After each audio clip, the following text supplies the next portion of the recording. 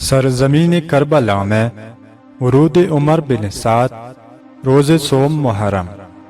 ابن زیاد نے جو 10 لشکر تیار کیے، سب سے پہلا لشکر عمر بن سعد کا 3 محرم 61 ہجری کو کربلا آیا، جس کے ساتھ 4000 اور 6000 سپاہی تھے۔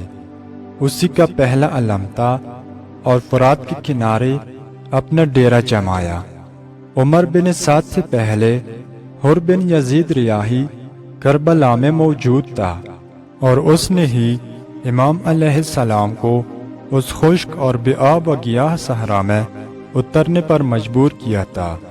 حر کو عمر بن سعد کے کربلا آنے پر دل ہی دل میں خیال آیا کہ یہ لشکر بھی حضرت خامس آل عباس سے جنگ کرنے آیا ہے اور حضرت پر زندگی تنگ کر دے گا، اور اس کا سبب میں بنا ہوں، لہٰذا اپنے کی پر شرمندہ ہو گیا، اور ہمیشہ دل ہی دل میں اپنے آپ کو ملامت اور مذمت کرتا رہتا تھا کہ یہ میں نے امام حسین علیہ السلام کو کس قدر ظلم کے طوفان میں پھنسا دیا، اور تمام اہل بیت علیہ السلام کو دشمنوں کے چنگل میں پھنسا دیا ہے۔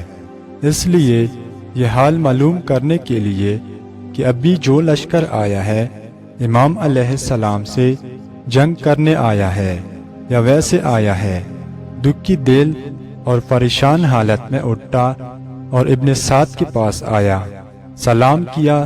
عمر سعد نے جواب دیا اور حر کو خوش آمدید کہا، پھر اپنے امیر ابن زیاد کا فرمان حر کو دکھایا اور فخر کیا۔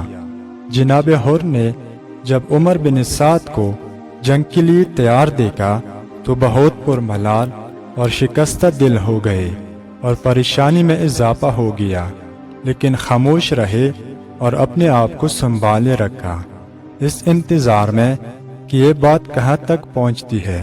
شیخ مفید نے ارشاد میں لکھا ہے کہ جب ابن سعد ظالم کربلا کی زمین میں ٹھہر گیا تو عروہ بن قیس جو کوفہ کا ایک نامور بہادر تھا کو بلایا اور کہا کہ جاؤ اور امام حسین سے پوچھو کہ آپ اس طرف کیوں آئے ہیں۔ عروہ خود وہ شخص ہے جس نے امام علیہ السلام کو خط لکھا تھا اور کوفہ آنے کی دعوت دی تھی، لہٰذا ابن زیاد کا حکم سنتے ہی رنگ زرد ہو گیا اور خجالت کا پسینہ پیشانی میں نمودار ہو گیا۔ اس نے سر نیچے کر لیا، تھوڑی دیر بعد سر اوپر کیا اور کہا کہ یہ کام میں نہیں کر سکتا۔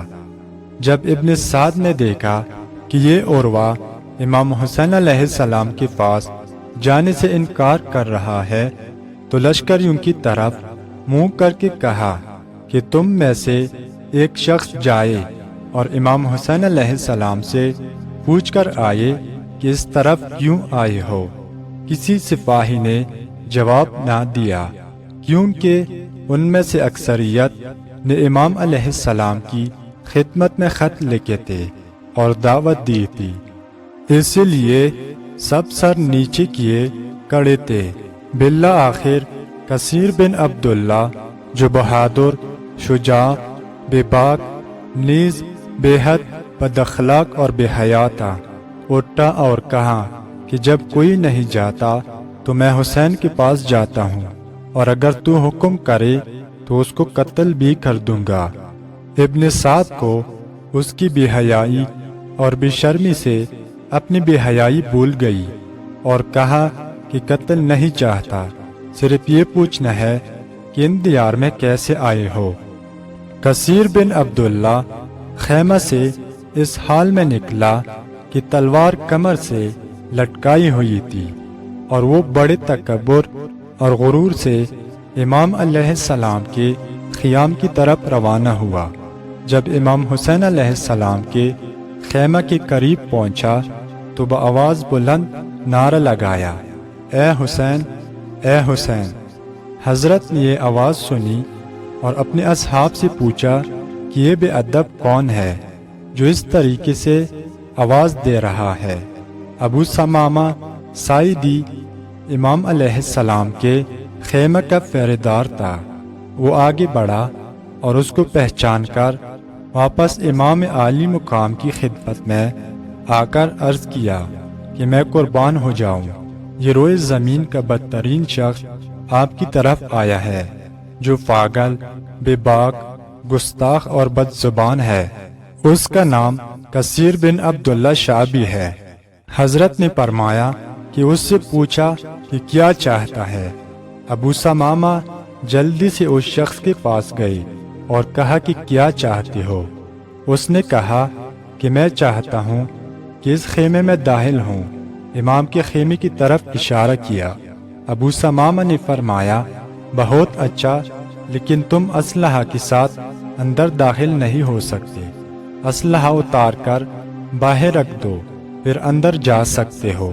کثیر نے کہا یہ کم نہیں ہوگا، اور نہ میں تمہاری بات سنتا ہوں، بلکہ اسلحہ سمیت اندر جاؤں گا۔ ابو ثمامہ بولے میں تجھے اچھی طرح جانتا ہوں، اگر اندر آنا چاہتا ہے تو جب تک تو خیمہ سے نہ نکلے گا میں تیری تلوار کے قبضے پر ہاتھ رکھ کے رہوں گا۔ کثیر بہت ہنسا اور کہنے لگا کہ تم میری تلوار کے قبضے پر ہاتھ نہیں رکھ سکتے۔ ابو ثمامہ نے کہا تو اپنا مطلب بتا کہ میں خود امام سے پوچھ لوں اور تجھے جواب دوں، ورنہ میں تجھے خیمہ کے نزدیک نہیں آنے دوں گا، کیونکہ تو فاسق اور فاجر شخص ہے۔ کثیر نے کہا تم مجھ ایک شخص سے اس قدر خائف کیوں ہو؟ ابو ثمامہ نے کہا اے فاجر و فاسق و کافر، امام کی بارگاہ کعبہ کی مثل ہے کہ احترام سے وہاں جانا چاہیے، اور کعبہ کے پاس اسلحہ لے جانے کی اجازت نہیں ہے۔ کثیر کہنے لگا پس میں واپس جاتا ہوں اور اپنا پیغام بھی تمہیں نہیں دیتا۔ ابو ثمامہ نے کہا جاؤ جہنم میں۔ وہ ملعون تیر خوردہ ریچھ کی طرح مڑ گیا اور ابن سعد کو تمام واقعہ سنایا۔